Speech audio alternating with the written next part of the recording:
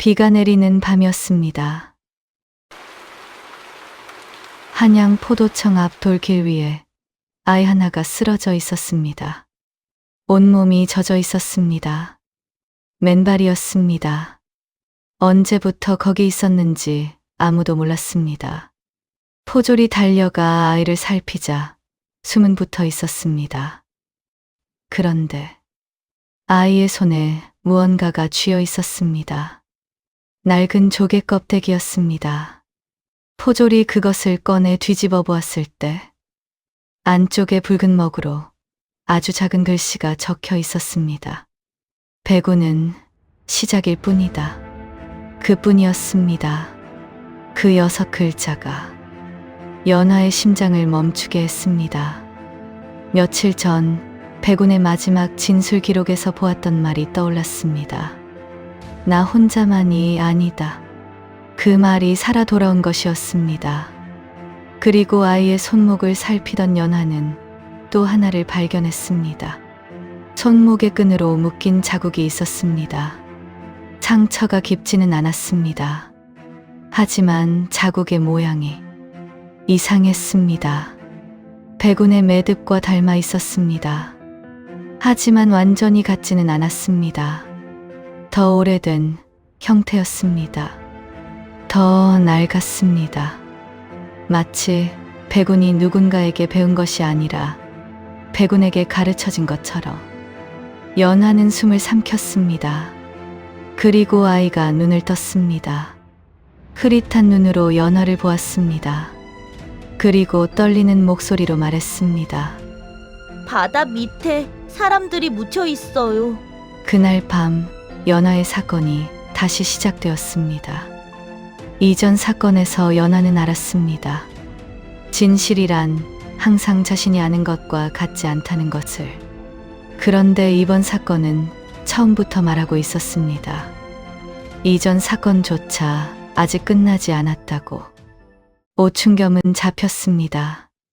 백운의 아들 백서율은 증거를 넘겼습니다.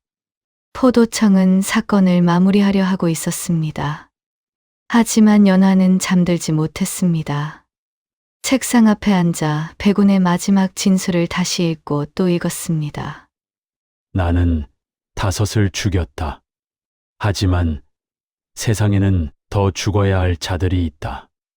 나 혼자만이 아니다. 처음에는 죽기 직전의 넋두리라고 생각했습니다. 하지만 지금은 다르게 보였습니다. 백운은 누군가를 말하고 있었습니다. 함께 살인을 저지른 자일 수도 있었습니다. 백운보다 먼저 그 길을 걸은 사람일 수도 있었습니다. 아니면 백운이 알고 있었지만 끝까지 말하지 않은 무언가가 있는 것일 수도 있었습니다. 그리고 그날 밤 아이가 나타났습니다. 서해 쪽 사투리를 쓰는 아이였습니다. 나이는 10살 안팎이었습니다. 아이는 어떻게 한양까지 왔는지 말하지 않았습니다. 어떻게 포도청 앞까지 왔는지도 말하지 않았습니다. 다만 손에 쥔 조개 껍데기와 손목의 매듭 자국, 그리고 처음 깨어나서 한 말. 바다 밑에 사람들이 묻혀 있다는 그 말만 남겼습니다. 연하는 아이를 곁에 앉히고 천천히 물었습니다. 어디서 왔느냐? 노을포요. 연하는 그 지명을 기억하지 못했습니다. 하지만 다음 날 아침 그 지명을 들은 백서율의 얼굴이 굳는 것을 보고 연하는 그 지명이 평범한 지명이 아니라는 것을 알았습니다. 백서율은 죄인이었습니다. 2 사람을 죽인 죄로 포박되어 있었습니다. 처벌을 기다리는 몸이었습니다. 하지만 연하는 그를 찾아갔습니다. 그리고 딱 한마디만 했습니다. 노을포. 아무 말도 하지 않았습니다. 하지만 그의 눈이 달라졌습니다. 두려움이 아니었습니다. 오래된 기억이 수면 위로 올라오는 눈빛이었습니다. 그 지명을 어디서 들었습니까? 포도청 앞에 서해에서 논 아이가 쓰러져 있었다. 그 아이가 노을포에서 왔다고 하였다. 백서율의 손이 미세하게 떨렸습니다. 그곳을 아느냐? 아버지가 오래전 머물렀던 곳입니다. 제가 어릴 때 함께 배를 탔던 곳이기도 합니다. 그곳에서 무슨 일이 있었느냐? 기억하지 못합니다. 그때 저는 너무 어렸습니다. 하지만 그는 잠시 후 말했습니다. 다만 한 장면은 기억합니다. 연하가 기다렸습니다. 밤바다였습니다. 배 하나가 불타고 있었습니다. 사람들이 울부짖었습니다. 그리고 아버지가 피 묻은 손으로 저를 안고 달렸습니다. 아무것도 보지 말라고 했습니다. 그게 전부입니다. 다음 날 아침, 저는 한양에 있었고, 아버지는 그 뒤로 그 이야기를 한 번도 하지 않았습니다. 연하는 그 말을 새겼습니다. 밤바다, 불타는 배, 피 묻은 손. 백운이 어떤 것을 목격했는지, 어떤 것에 휘말렸는지. 그 시작이 노을포에 있었습니다. 연하는 이준혁에게 노을포 조사를 요청했습니다. 이준혁은 법과 명령 사이에서 늘 갈등하는 사람이었습니다. 하지만 연하를 믿었습니다. 그런데 다음 날 답이 돌아왔습니다. 윗선에서 막혔다. 이유가 무엇이라 했습니까? 이미 끝난 사건을 왜 다시 파헤치느냐며 안 된다고 하였다. 이미 끝난 사건. 그 말이 더 수상했습니다. 아직 아무도 노을포와 연결된 사건을 공식으로 올린 적이 없었습니다. 그런데 누군가가 먼저 알고 막은 것이었습니다. 누군가 위에서 수사를 맡고 있는 것 같구나. 오충겸이 끝이 아니군요. 연하는 창밖을 보았습니다. 멀리 보이지도 않는 서해를 향해. 연하는 옥에 갇힌 오충겸을 찾아갔습니다. 오충겸은 처음엔 비웃었습니다. 또 뭘 알고 싶어서 왔느냐? 이미 다 끝난 것 아니었더냐? 끝나지 않았습니다. 내가 잡혔는데 무엇이 더 남았다는 게냐? 연하는 말 대신 조개 껍데기를 꺼내 오충겸 앞에 내밀었습니다. 비웃음이 사라졌습니다. 빛이 거의 없는 옥 안에서도 오충겸의 안색이 변하는 것이 보였습니다. 노을포라는 곳을 아십니까? 그곳을 어떻게 알고 있느냐? 포도청 앞에서 서해에서 온 아이가 쓰러져 있었습니다. 그 아이가 노을포에서 왔습니다. 그곳을 입에 올리지 말거라. 그곳은 사람이 사는 곳이 아니다. 무슨 뜻입니까? 오충겸은 입을 다물었습니다. 누가 두려운 것입니까? 오충겸이 오래 침묵하다 말하기 시작했습니다. 배구는 살인마였지만 처음부터 살인마는 아니었다. 연하가 몸을 앞으로 기울였습니다. 무슨 뜻입니까? 계속 말하십시오. 하지만 오충겸은 거기서 멈췄습니다. 그는 눈을 감았습니다. 그리고 더 이상 말하지 않았습니다. 나는 이미 너무 많이 알고 있다. 그래서 여기 이곳에 있다. 더 알게 된다면 어떻게 되는지도 나는 안다. 연하는 내일 다시 오기로 했습니다. 더 준비해서? 더 설득할 방법을 찾아서. 하지만 그럴 수 없었습니다. 그날 밤, 옥 안에서 오충겸이 죽은 채 발견되었습니다. 포졸들이 달려와서 오충겸을 확인했습니다. 목에는 매듭이 없었습니다. 상처도 없었습니다. 어떻게 죽었는지조차 알 수 없었습니다. 하지만 그의 입안에는 작은 조개 껍데기 하나가 들어 있었습니다. 연하가 그것을 꺼냈습니다. 안에는 한 글자만 있었습니다. 입을 막았다는 뜻이었습니다. 누군가가 오충겸이 말하기 전에 먼저 막은 것이었습니다. 그리고 그 누군가는 포도청 안에 있는 사람도 알고 있다는 뜻이었습니다. 이건 포도청 안에서도 안전하지 않다는 의미다. 연하는 결심했습니다. 한양에서는 더 이상 찾을 수 없었습니다. 직접 서해로 가야 했습니다. 이준혁은 책임을 졌습니다. 죄인의 신분인 백서유를 동행시키는 것은 규정에 어긋났습니다. 하지만 노을포를 아는 유일한 사람이 백서율이었습니다. 이준혁은 상부에 보고하지 않았습니다. 연화, 이준혁, 백서율, 그리고 포졸 박돌쇠. 네 사람이 서해를 향해 출발했습니다. 이틀을 걸었습니다. 사람이 거의 없는 길이었습니다. 마을과 마을 사이가 멀었습니다. 그 길 위에서 백서율이 먼저 말을 걸었습니다. 당신은 아직도 진실을 찾으면 모든 것이 나아진다고 믿습니까? 연하는 잠시 생각했습니다. 아니다. 그럼 왜 찾습니까? 진실을 모르면 아무것도 바로잡을 수 없으니까. 나아지지 않더라도 모르는 채로 둘 수는 없다. 아버지도 그렇게 생각했을까요? 모르겠다. 하지만 이번에 알게 될지도 모른다. 두 사람 사이에 잠시 침묵이 흘렀습니다. 원망과 불신이 남아 있었지만 같은 방향을 보게 된 두 사람이었습니다. 사흘째 오후, 서해 바람이 불기 시작했습니다. 바다가 보였습니다. 노을포가 보였습니다.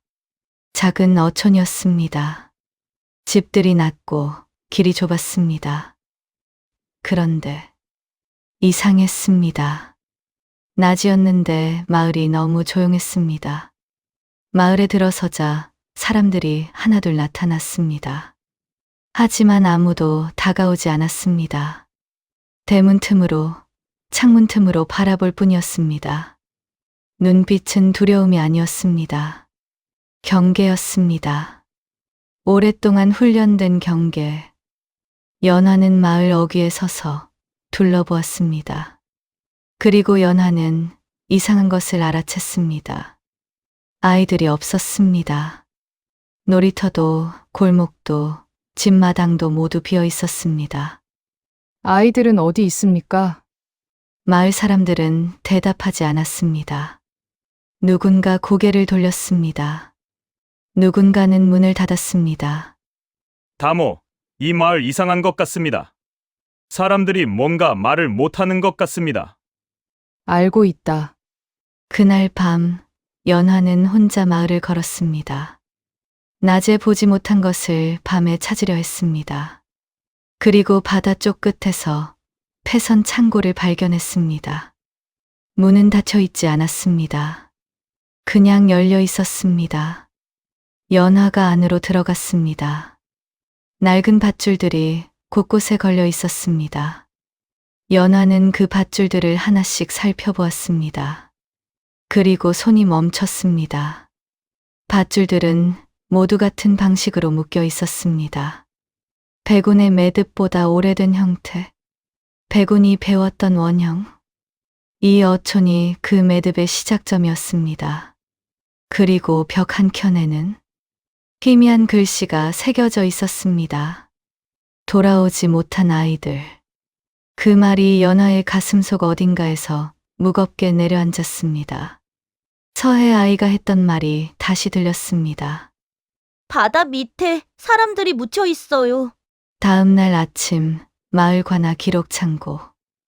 연화는 이준혁의 도움을 받아 노을포 관아의 낡은 기록들을 꺼냈습니다. 수십 년치 기록이 먼지 속에 잠들어 있었습니다. 연화는 10년 전 기록부터 뒤지기 시작했습니다. 그리고 찾아냈습니다. 10년 전 가을, 노을포에서 배 한 척이 사라졌습니다. 이름은 청명호. 공식 기록에는 이렇게 적혀 있었습니다. 폭풍으로 인해 침몰. 생존자 없음. 그날 폭풍이 있었다고 기록되어 있구나. 하지만 이상합니다. 무엇이 이상하느냐? 그날 날씨 기록을 보십시오. 이준혁이 다른 기록을 펼쳤습니다. 같은 날 인근 어촌의 날씨 기록이 있었습니다. 맑음, 바람 없음. 그날은 폭풍이 없었구나. 기록이 조작되었습니다. 그리고 더 이상한 것이 있었습니다. 청명호에 타고 있던 사람들의 명단이었습니다. 선원은 5명이었습니다. 그런데 승객이 있었습니다. 12명의 아이들. 이름 옆에 적힌 설명은 이러했습니다. 고아 혹은 가난한 집 자식. 일자리를 얻으러 가는 자들. 연하는 그 명단을 내려놓았습니다. 12명의 아이들은 그날 일자리를 얻으러 갔습니다. 그리고 돌아오지 않았습니다. 폭풍으로 죽은 것이라 기록되었으니 아무도 더 이상 찾지 않았겠지. 그 배를 보낸 사람이 누구입니까? 이준혁은 기록을 더 뒤졌습니다. 청명호를 보낸 것은 마을의 유지 2명과 관청관리 1명이었습니다. 그리고 관청관리의 이름 위에는 창관의 이름이 결제 도장으로 찍혀 있었습니다. 윤태경, 현재 조정의 고위관리. 이준혁과 연하가 눈이 마주쳤습니다. 연하는 깨달았습니다. 이것은 단순한 살인 사건이 아니었습니다. 아이들을 팔아넘긴 사건이었습니다. 그리고 배구는 그 진실을 알았던 사람이었습니다. 그날 밤 연하는 배군이 죽인 5명의 이름을 다시 썼습니다. 그리고 청명호 관련자 명단 옆에 나란히 놓았습니다. 하나씩 맞추어 보았습니다. 첫 번째 피해자. 아이들을 모아 청명호에 태운 사람. 두 번째 피해자. 청명호를 준비하고 항로를 잡은 사람. 세 번째 피해자. 아이들의 가족들에게 거짓 편지를 써준 사람. 네 번째 피해자. 아이들을 속여 배에 태운 사람. 다섯 번째 피해자. 마지막으로 아이들을 넘긴 사람. 연하는 글을 쓰던 손을 붓을 쥔 채로 멈추었습니다. 모두 일치했습니다. 배구는 무작위로 죽인 것이 아니었습니다. 그는 청명호 사건 관련자들을 하나씩 찾아 죽인 것이었습니다. 10년을 기다렸습니다. 그들이 한양으로 올라올 때까지. 그리고 하나씩 자신이 배운 매듭으로 백서율이 문 앞에 서 있었습니다. 연하는 조금 전 작성한 글을 백서율에게 보여주었습니다. 아버지가 그 사람들을 죽인 이유가 이것이었군요. 그렇다. 그렇다면 아버지는 살인마가 아닌 것이지 않습니까? 이유가 있다고 해서 죄가 사라지지는 않는다. 스스로 법이 되어 생명을 빼앗은 것은 죄다. 하지만 이유를 모르면 사람들은 괴물만 기억한다. 그것도 불공평하다. 백서율이 눈을 감았습니다. 오랫동안 그 침묵 속에서 무언가가 조금씩 녹아내리는 것 같았습니다. 마을 끝 낡은 집 앞. 마을에 말을 하지 못하는 여인이 있었습니다. 이름은 문가령. 나이는 22. 하지만 눈빛은 그보다 훨씬 오래된 눈빛이었습니다. 마을 사람들은 그녀를 불쌍히 여겼습니다. 하지만 가까이 하지는 않았습니다. 연하가 알아보니 문가령은 10년 전 청명호에 탔다가 유일하게 살아남은 아이였습니다. 하지만 사건 이후 말을 잃었습니다. 그 이유를 아는 사람도 없었습니다. 아무도 물어보지 않았으니까요. 연하는 문가령의 집 앞에 서서 집 대문을 두드렸습니다.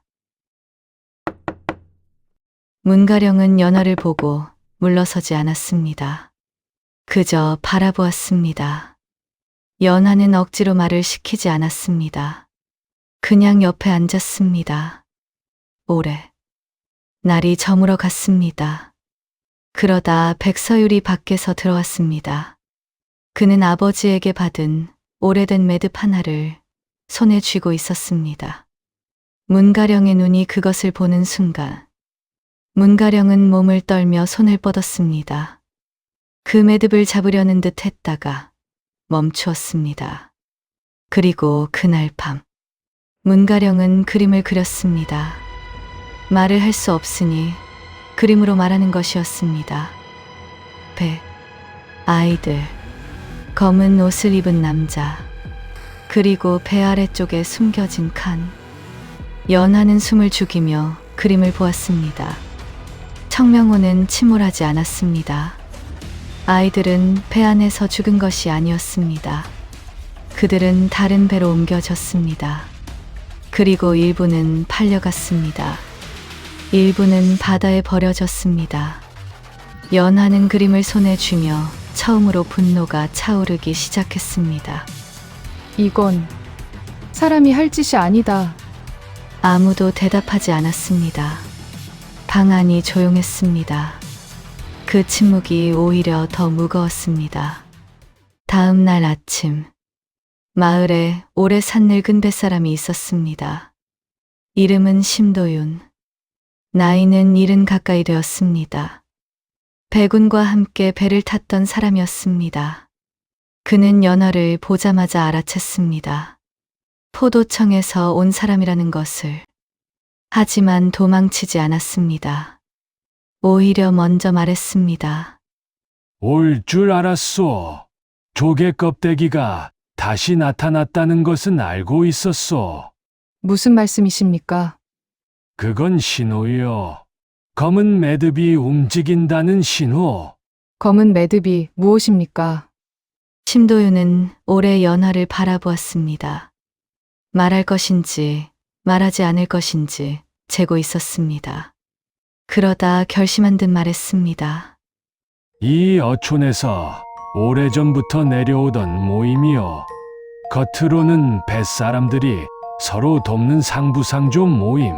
하지만 실제로는 심도윤이 목소리를 낮췄습니다. 밀무역과 인신매매를 관리하던 조직이요. 그 표식이 바로 검은 매듭이요. 배군도 그 조직에 속해 있었습니까?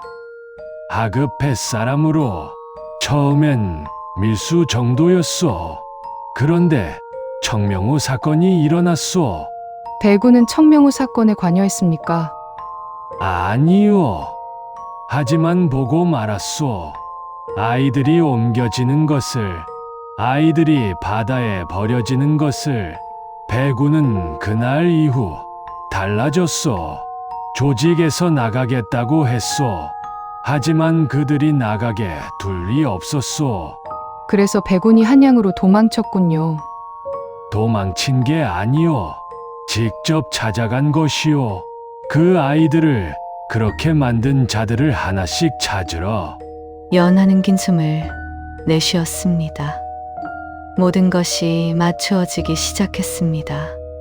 배구는 살인마였습니다. 그러나 처음부터 살인마는 아니었습니다. 그는 법이 닿지 못한 곳에서 스스로 괴물이 된 사람이었습니다. 그날 밤, 연하는 혼자 배군의 진술서를 펼쳐보았습니다. 가장 큰 의문이 남았습니다. 배군은 왜 자신이 저지르지 않은 2건까지 자백했을까요? 오충겸이 2건을 저질렀고 기록을 조작했다는 것은 이미 밝혀졌습니다. 하지만 배군은 재판 과정에서 단 한 번도 이의를 제기하지 않았습니다. 오히려 모든 것을 인정했습니다. 왜일까요? 그때 백서율이 들어와 연하 맞은편에 앉았습니다. 아버지는 나를 지키려 했습니다. 제가 아버지 아들이라는 것이 알려지면 저까지 화가 미칠 테니까요. 그것만이 이유였을까? 무슨 뜻입니까? 연하는 배군의 진술서를 백서율 앞에 내밀었습니다. 배군이 검은 매듭의 이름을 말했다면 어떻게 됐겠느냐? 백서율이 생각하다 말했습니다. 조직이 움직였겠지요. 관련자들을 없애려고. 그렇다. 살아남은 아이들도 포함해서 배군이 자백하고 모든 죄를 뒤집었으면 검은 매듭은 더 이상 움직일 이유가 없다.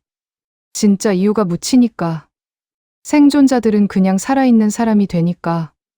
아버지가 문가령 같은 아이들을 지키기 위해 미친 살인마로 죽는 길을 택한 것이군요. 백서율의 눈에서 무언가가 흘렀습니다. 연하는 고개를 돌렸습니다. 배군은 5을 죽인 살인마였습니다. 그것은 변하지 않았습니다. 하지만 그 죽음의 방식은 살아남은 자들을 위한 마지막 선택이었습니다. 법은 배군을 처형했다. 하지만 그 법은 완전한 진실을 알지 못했다. 그렇다면 나는 무엇을 해야 하는가? 진실을 기록하는 것. 그것이 내가 할 수 있는 전부다. 새벽 달구름 소리에 연하가 잠을 깼습니다. 방 앞에 무언가 있다는 것을 느꼈습니다. 문을 열었습니다. 조개 껍데기 하나가 놓여 있었습니다. 연하는 그것을 집어들었습니다. 안에 글이 있었습니다. 다음은 살아남은 아이다. 연하는 그 글을 보고 깜짝 놀라며 일어났습니다. 문가령이었습니다. 연하는 이준혁을 깨웠습니다. 박돌쇠를 깨웠습니다. 백서율도 깨웠습니다.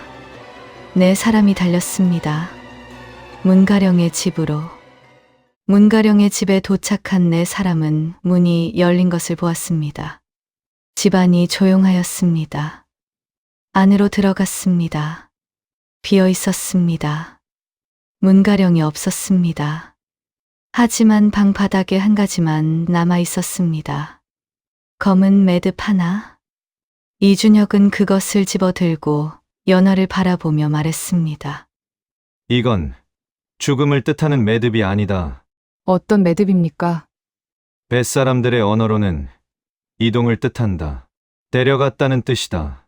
죽이지 않고 데려간 것이었습니다. 왜일까요? 문가령이 아직 말하지 않은 무언가를 알고 있기 때문이었습니다. 살려서 말하게 할 필요가 있는 무언가를. 어디로 데려갔겠습니까? 심도윤이 뒤에서 갑자기 나타나며 말했습니다. 배등대요. 10년 전 정명호가 마지막으로 목격된 곳이요. 검은 매듭이 오래 쓰던 장소요. 나도 모른 척 살았소. 하지만 이제는 더 이상 모른 척 할 수가 없소. 패등대는 마을에서 1시간 거리였습니다. 절벽 끝에 서 있었습니다. 오래전 불이 꺼진 곳이었습니다. 바람이 강했습니다. 파도 소리가 아래서 올라왔습니다. 연하는 등대 안으로 들어섰습니다. 그리고 발견했습니다. 문가령이 구석에 앉아 있었습니다. 살아 있었습니다. 하지만 그녀 곁에는 검은 옷을 입은 남자가 서 있었습니다. 윤태겸의 수하였습니다. 다모가 여기까지 오다니 아주 용감하군. 하지만 여기서 끝이다. 문가령을 놓아주어라. 죽은 아이들은 말이 없지만 살아남은 아이들은 말을 하니까 문제지. 이 아이도 이제 입을 닫아야 할 때가 됐다. 갑자기 검은 매듭의 일당들이 나타나기 시작했습니다.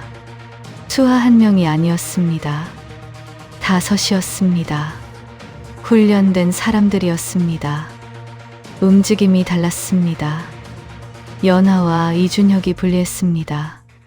검은 매듭의 일당들은 연하를 지하 쪽으로 밀기 시작했습니다. 연하는 지하로 밀려 내려갔습니다. 등대 아래에는 오래된 지하 창고가 있었습니다. 연하는 그 안에서 발을 멈추었습니다. 창고 안에 무언가가 있었습니다. 작은 신발들이었습니다. 낡은 놀이개들이었습니다. 그리고 창고 벽에는 아이들이 손톱으로 긁어놓은 자국들이 있었습니다. 글씨가 아니었습니다. 그냥 자국이었습니다. 무서워서 어두워서 혼자서 긁어놓은 자국들. 연하는 처음으로 눈물이 날 것 같았습니다. 하지만 지금은 때가 아니었습니다. 뒤에서 발소리가 들렸습니다. 검은 매듭 일당들은 연하를 가두려 하였습니다. 그 순간이었습니다. 위에서 소리가 났습니다. 그리고 백서율이 내려왔습니다. 포박이 풀려 있었습니다. 박돌쇠가 풀어준 것이었습니다. 백서율은 검은 매듭의 일당들을 향해 달려들었습니다. 백서율은 뱃사람의 아들이었습니다. 몸이 달랐습니다. 그리고 연하를 막아섰습니다. 이준혁이 옆을 쳤습니다. 박돌쇠가 문을 막았습니다. 혼전이 벌어졌습니다.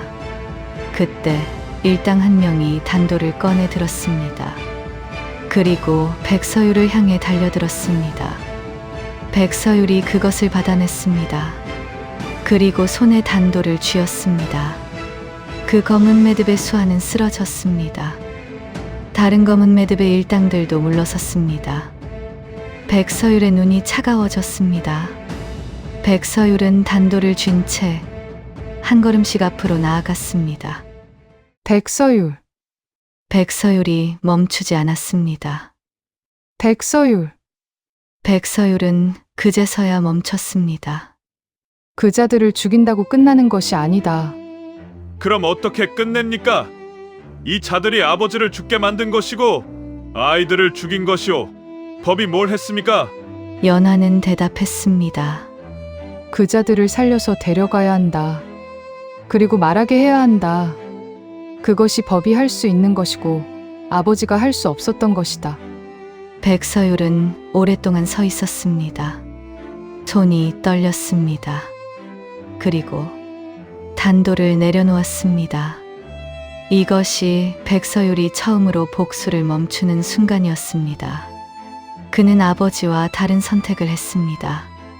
아버지는 스스로 법이 되었습니다. 아들은 법에 맡기기로 했습니다. 한양으로 돌아온 연하와 이준혁은 포도청에서 문서들을 정리하여 보고하였습니다. 연하는 노을포에서 손에 넣은 것들을 모두 가지고 한양으로 돌아왔습니다. 문가령의 그림들, 폐등대 지하 창고의 아이들 물건들, 조개 껍데기 암호들, 검은 매듭의 기록들, 그리고 심도윤과 문가령의 증언. 하지만 조정은 움직이지 않았습니다. 윤태겸의 위치가 너무 높다. 증거만으로는 부족하다. 그가 직접 움직이게 해야 합니다. 어떻게 말이냐? 연하는 잠시 생각했습니다. 그리고 말했습니다. 장부가 남아있다는 소문을 퍼뜨립니다. 장부, 검은 매듭의 장부. 조정관리들의 이름이 모두 적힌 장부. 그것이 아직 남아있다는 소문을. 그것이 실제로 있느냐? 없습니다. 하지만 윤태겸은 그 사실을 모르고 혹시나 하여 움직일 것입니다. 이준혁이 연하를 바라보았습니다. 그리고 고개를 끄덕이며 동의를 하였습니다. 소문은 빠르게 퍼졌습니다. 검은 매듭의 장부가 포도청 창고에 보관되어 있다는 소문이, 그 장부에는 윤태겸의 이름이 있다는 소문이, 그리고 사흘 후 윤태겸은 결국 움직였습니다. 한밤중이었습니다. 검은 옷을 입은 사람들이 포도청 창고 담을 넘었습니다. 조용했습니다. 훈련된 움직임이었습니다. 하지만 연하와 이준혁은 이미 기다리고 있었습니다. 침입자들이 안으로 들어왔습니다. 창고를 뒤지기 시작했습니다. 그리고 연하가 신호를 보냈습니다. 횃불이 켜지며 포졸들이 그들을 사방에서 에워쌌습니다. 침입자들이 멈추었습니다. 하지만 곧바로 싸움을 시작했습니다. 예상보다 강했습니다. 포졸들이 밀리기 시작했습니다. 그때 갑자기 백서율이 나타났습니다. 죄인의 신분이었지만 연하는 그에게 기회를 주었습니다. 그리고 그는 그 기회를 썼습니다. 뱃사람의 아들답게 거침없이. 혼전이 정리되어 갔습니다. 마지막 침입자마저 제압되었습니다. 그 순간 문가령이 앞으로 나왔습니다. 연하가 데려온 문가령이 창고 문 앞에 서 있었습니다. 제압된 침입자를 보았습니다. 그리고 처음으로 소리를 냈습니다. 그 사람, 윤태겸. 10년 만에 처음으로 나온 말이었습니다.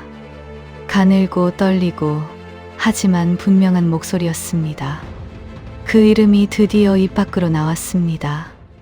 이른 아침, 포도청에는 윤태겸이 끌려왔습니다. 윤태겸은 고위 관리다운 위세를 끝까지 유지했습니다. 포박당한 채로도 어깨를 펴고 있었습니다. 증거가 어디 있느냐? 감히 나를 끌어왔으니 증거를 대봐라. 연하가 나섰습니다. 증거는 사람입니다. 그때 문가령, 심도윤, 백서율이 앞으로 나왔습니다. 그리고 청명호에서 아이를 잃은 부모들이 나왔습니다. 12명의 아이를 잃은 12가족이었습니다. 10년 동안 폭풍에 죽었다는 말만 듣고 살아온 사람들이었습니다. 윤태겸의 표정이 처음으로 흔들렸습니다. 문가령이 앞으로 나왔습니다. 그녀는 윤태겸을 똑바로 바라보았습니다. 그리고 말했습니다. 그날 배 아래 칸에 가뒀습니다. 검은 옷을 입은 사람들이 데려갔습니다. 당신이 지시했습니다. 윤태겸이 입을 다물었습니다. 부정하지 않았습니다. 할 수가 없었습니다. 일당들이 자백했고 증인들이 있었고 기록이 있었습니다. 그런데 윤태겸은 쓰러지면서 마지막으로 한마디를 했습니다. 너희는 내가 시작이라고 생각하느냐? 연하의 눈이 흔들렸습니다. 그 말이 연하의 뒤통수를 쳤습니다. 내가 시작이라고 생각하느냐? 그 말은 윤태겸도 끝이 아니라는 뜻이었습니다. 검은 매듭은 더 오래되었습니다. 더 깊었습니다. 그 뿌리는 아직 건드리지도 못한 것이었습니다. 사건이 마무리될 즈음 연하는 백운에 대한 기록을 새로 썼습니다. 공식 기록을 바꾸는 것은 아니었습니다. 그것은 연하 혼자 할 수 있는 일이 아니었습니다. 하지만 연하는 자신만의 기록을 남겼습니다. 그것이 언젠가 누군가에게 닿기를 바라며. 백운은 5을 죽였다. 그 죄는 사라지지 않는다. 그러나 그가 왜 그 길을 택했는지는 기록되어야 한다. 그는 아버지였다. 목격자였다. 그리고 법이 닿지 못한 곳에서 괴물이 되어버린 사람이었다. 연하는 붓을 잠시 멈추었습니다. 그리고 마저 썼습니다. 진실은 죄를 지우기 위한 것이 아니다. 죄가 만들어진 이유까지 남기기 위한 것이다. 백서율이 방 밖에서 기다리고 있었습니다. 연하가 나왔습니다. 백서율은 아무 말도 하지 않았습니다. 연하도 아무 말도 하지 않았습니다. 다만 연하가 기록지를 백서율에게 건넸습니다. 백서율이 그것을 읽었습니다. 다 읽고 나서 그는 고개를 숙였습니다. 그것이 전부였습니다. 하지만 그것으로 충분했습니다. 며칠 후 백서율은 처벌을 받았습니다. 2 사람을 죽인 죄는 무거웠습니다. 하지만 증언과 협조가 참작되었습니다. 그는 유배지로 떠났습니다. 떠나기 전 연하와 짧게 마주쳤습니다. 아버지에 대한 기록을 써주셔서 고맙습니다. 나는 해야 할 일을 했을 뿐이다. 그 말이 아버지가 했을 말과 같습니다. 백서율은 돌아서며 걸어갔습니다. 연하는 그 뒷모습을 오래 바라보았습니다. 그리고 서해 쪽으로 고개를 돌렸습니다. 문가령은 한양에 남기로 했습니다. 처음으로 말을 되찾은 그녀는 이제 자신의 이야기를 할 수 있었습니다. 그녀가 연하에게 작별 인사를 했을 때 이렇게 말했습니다. 이제 바다가 무섭지 않습니다. 연하는 미소를 지었습니다. 그날 저녁 연하는 포도청으로 돌아와 이번 사건 기록을 마무리하였습니다. 그 맨 위에 제목을 썼습니다. 검은 매듭 사건. 그리고 마지막 줄에 이렇게 적었습니다. 백운은 혼자가 아니었다. 그러나 이제 진실도 혼자가 아니다. 연하는 붓을 내려놓고 창밖을 보았습니다. 연하는 밤하늘을 바라보았습니다. 별이 하나씩 나오고 있었습니다. 이야기는 끝난 듯 보였습니다. 하지만 그 시각 멀리 서해에서 한 어부가 그물을 건져 올리고 있었습니다. 그물 속에는 물고기와 함께 낡은 목패 하나가 걸려 있었습니다. 어부는 그것을 별 생각 없이 집어들었습니다. 그런데 목패에는 검은 매드 문양이 새겨져 있었습니다. 그 아래에는 한 글자 왕. 검은 매듭의 뿌리는 더 깊은 곳에 있었습니다. 더 높은 곳에 있었습니다. 연하의 다음 사건은 지금보다 훨씬 더 깊은 곳으로 향하게 됩니다. 오늘 밤 이 긴 이야기를 끝까지 들어주신 분들께 진심으로 감사드립니다. 백우는 살인마였습니다. 그 사실은 변하지 않습니다. 하지만 그가 왜 그 길로 들어섰는지, 무엇을 보았는지, 무엇을 지키려 했는지, 그 이야기는 기록되어야 합니다. 진실이란 죄를 지우기 위한 것이 아닙니다. 죄가 만들어진 자리까지 함께 남기기 위한 것입니다. 연하는 아직 어립니다. 하지만 그녀는 이미 2번의 사건을 통해 알게 되었습니다. 진실은 언제나 한 겹 더 아래에 있다는 것을, 그리고 그 아래에 또 한 겹이 있다는 것을. 검은 매듭은 아직 완전히 끊어지지 않았습니다. 왕. 그 한 글자가 연하를 기다리고 있습니다. 오늘 밤도 하늘엔 별이 뜨고 있습니다. 이야기는 별빛 아래에서 끝납니다. 하지만 별은 지지 않습니다. 마치 진실처럼. 끝까지 들어주셔서 감사합니다. 별밤 이야기 서재였습니다. 오늘 밤도 좋은 꿈 꾸세요.